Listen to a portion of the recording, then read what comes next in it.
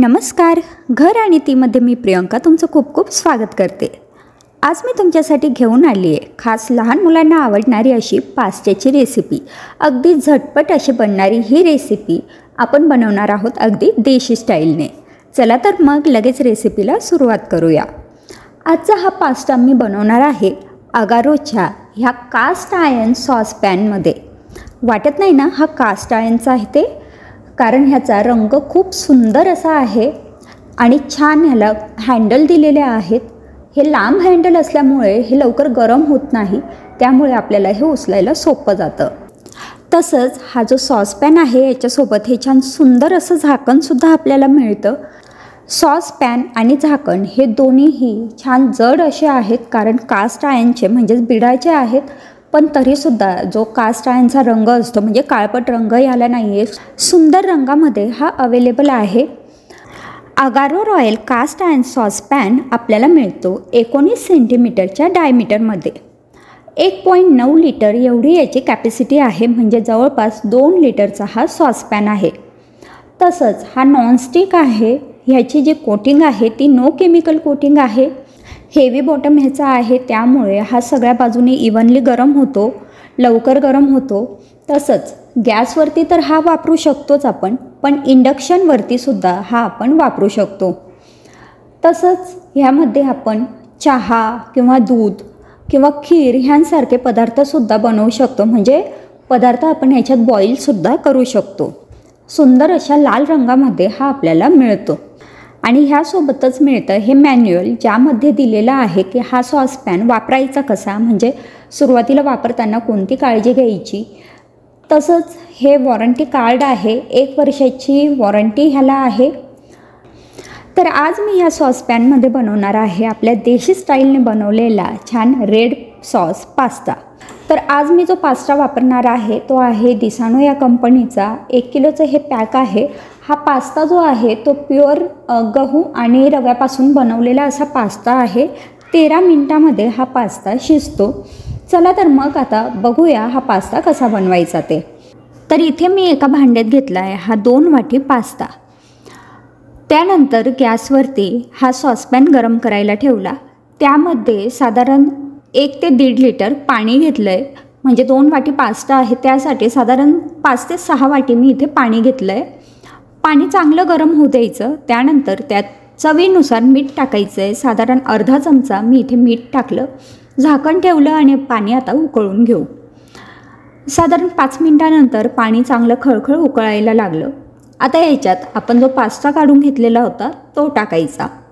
Pasta टाकल्यानंतर लगेचच चमच्याने थोडंसं ढवळून घ्यायचं, कारण बऱ्याचदा काय होतं की पास्ता हा तळायला जाऊन बसतो, त्यामुळे तो व्यवस्थित शिजत नाही.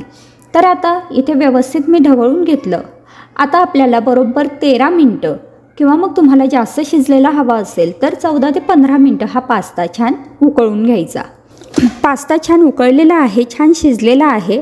आता हा एका चाळणीत काढून घेतला. त्यावरती थंड पाणी टाकायचं. बघा पास्ता छान शिजला आहे. आता आपण सॉस बनवायला घेऊ. इथे सॉसपॅनमध्ये 1 चमचा तेल घेतलं. त्यामध्ये अगदी बारीक चिरलेला लसूण आणि बारीक चिरलेलं आलं, सोबतच 1 छोटी हिरवी मिरचीचे काप करून टाकले आणि हे सगळं हाय फ्लेमवरती अगदी मिनिटभर परतून घेतलं. खूप जास्त परतायचं नाही, करपवायचं नाही. त्यानंतर यात 1 छोटा कांदा असं थोडंसं मोठ्या आकारात चिरून टाकून घेतला. कांदासुद्धा हाय फ्लेमवरती परतून घ्यायचा. अगदी 2 मिनटात कांदा परतून झाला. त्यामध्येच शिमला मिरची टाकायची. आपल्या आवडीच्या भाज्या आपण इथे वापरू शकतो. तुमच्याकडे जर स्वीटकॉर्न असेल तर ते तुम्ही इथे टाकू शकतात. शिमला मिरची आणि कांदा हाय फ्लेमवरती परतून घेतला. त्यानंतर ह्याच्यात टोमॅटो प्युरी टाकली आहे. इथे मी 2 टोमॅटो घेतले होते, जे उकळून घेतले, साल काढून घेतलं आणि मिक्सरमधनं ते चांगले फिरून घेतले. आता ही टोमॅटो प्युरी ह्यात टाकल्यानंतर ही थोडीशी शिजवून घ्यायची. आता याच्यात आपल्याला काही मसाले टाकून घ्यायचे, जसं की लाल तिखट. हे काश्मीरी लाल तिखट आहे. तुम्हाला हवं तर तुम्ही आपलं साधं तिखटही ॲड करू शकतात. थोडीशी हळद मी इथे टाकली आहे. त्यासोबतच टोमॅटो सॉस इथे टाकला आहे, म्हणजे थोडासा गोड आंबट अशी चव ह्याला येईल. तुम्ही हवं तर इथे साखरसुद्धा ॲड करू शकता, एखादा चमचा. आणि आता आपण जो पास्ता शिजवून घेतला होता तो ह्यात टाकायचा आहे. इथे मी टोमॅटो सॉस साधारण 2 ते 3 चमचे वापरले. आपला जो पोहे खाण्याचा चमचा असतो ना त्या प्रमाणात. तसंच हे एकजीव केल्यानंतर चवीनुसार ह्यात मीठ टाकलं आणि मीठ टाकल्यानंतर हे पुन्हा एकजीव करून घेतलं. आपल्याला हवं तर आपण ह्याच्यात चीजसुद्धा किसून टाकू शकतो किंवा मग आपल्या आवडीप्रमाणे ह्यात भाज्यासुद्धा ॲड करू शकतो. जसं की स्वीटकॉर्न असेल, थोडीशी पत्ताकोबी तुम्हाला ॲड करायची असेल ती ॲड करू शकतात. आपल्या चवीप्रमाणे आपण ह्याच्यात ह्या वेगवेगळ्या भाज्या ॲड करू शकतो. आता अगदी 2 मिनटं हा पास्ता शिजवून घेतला आहे. तुम्हाला आवश्यकता वाटत असेल तर थोडं ह्याच्यात गरम पाणी ॲड करू शकतात. इथे पास्ता तयार झालेला आहे. चला, आपला इथे पास्ता तयार झाला आहे. आता पाहू की हा सॉसपॅन क्लीन कसा करायचा. तर हा आपण एक थोडा वेळ भिजत ठेवू शकतो, पण शक्यतोवर ह्यात पदार्थ बनवल्यानंतर लगेच काढून घ्या आणि हा लगेच स्वच्छ करून ठेवायचा. स्वच्छ करण्यासाठी असा सॉफ्ट जो स्पंज असतो त्याचा वापर करायचा. जी हिरवी घासणी असते किंवा तारेची घासणी असते ती वापरायची नाही.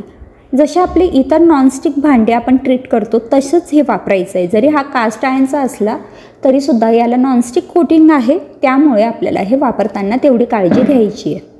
तर मी इथे ह्या स्पंजने आणि जो लिक्विड सोप असतो त्याच्याने हा सॉसपॅन स्वच्छ घासून घेतलेला आहे.